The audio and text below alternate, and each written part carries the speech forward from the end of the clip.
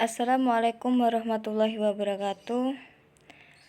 Perkenalkan, nama saya Sofsantina Fidah, NIM 33 2017 019, dan yang saya hormati Bapak Dr. Haji Rusdi Ashiroj, Magister Pendidikan, dan Ibu Revi Dr. Revi Elvira Yuliani, Sarjana Sains, Magister Pendidikan, selaku dosen pengampu mata kuliah Teori Belajar dan Pembelajaran.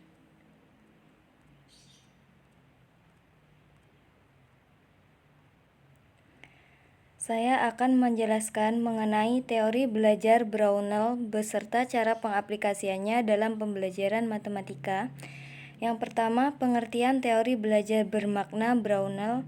Menurut William Brownell pada tahun 1935 bahwa belajar itu pada hakikatnya merupakan suatu proses yang bermakna. Ia mengemukakan bahwa belajar matematika itu harus merupakan belajar bermakna dan pengertian. Pada penelitiannya, pada pembelajaran anak khususnya pada aritmatika, mengemukakan belajar matematika harus merupakan belajar bermakna dan belajar pengertian atau yang dikenal dengan meaning theory atau teori bermakna, dan dalam perkembangannya ia meletakkan pondasi munculnya matematika baru. Hal ini sesuai dengan teori Gestalt yang menyatakan bahwa latihan hafal atau drill sangat penting dalam kegiatan pembelajaran yang diterapkan setelah tertanamnya pengertian.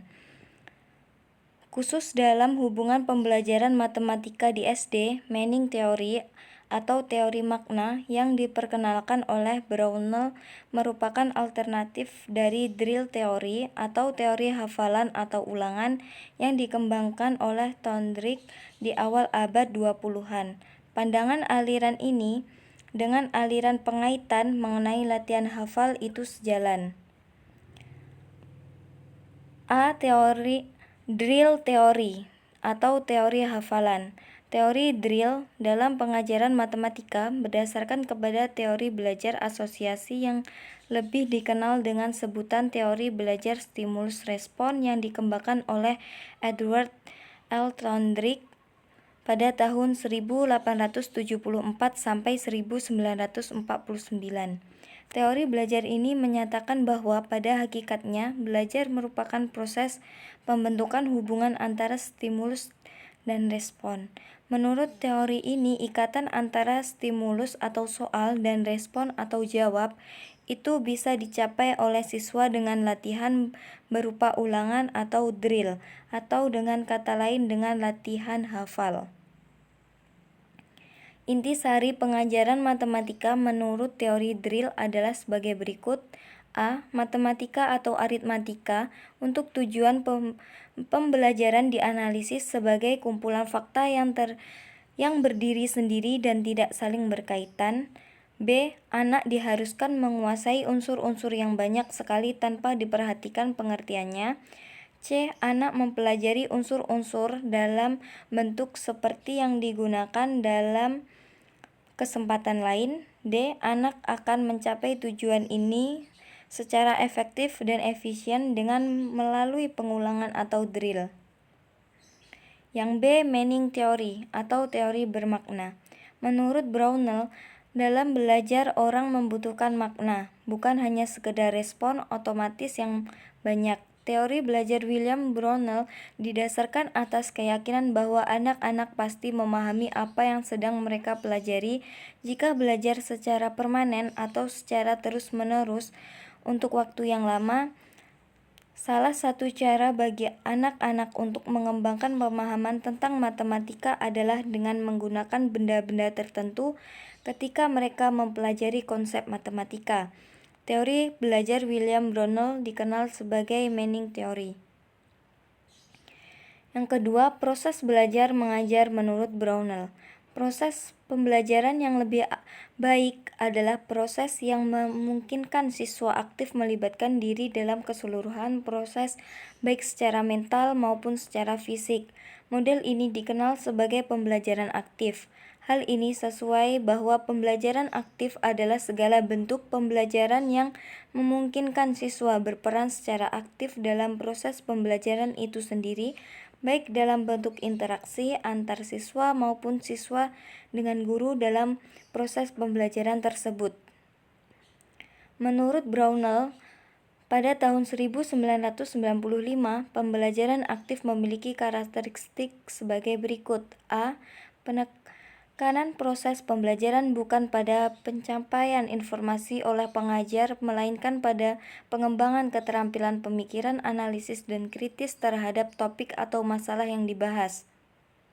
Yang B, siswa tidak hanya mendengarkan materi pelajaran secara pasif, tetapi mengerjakan sesuatu yang berkaitan dengan materi pelajaran tersebut. C, penekanan pada eksplorasi nilai-nilai dan sikap-sikap berkenaan dengan materi pelajaran.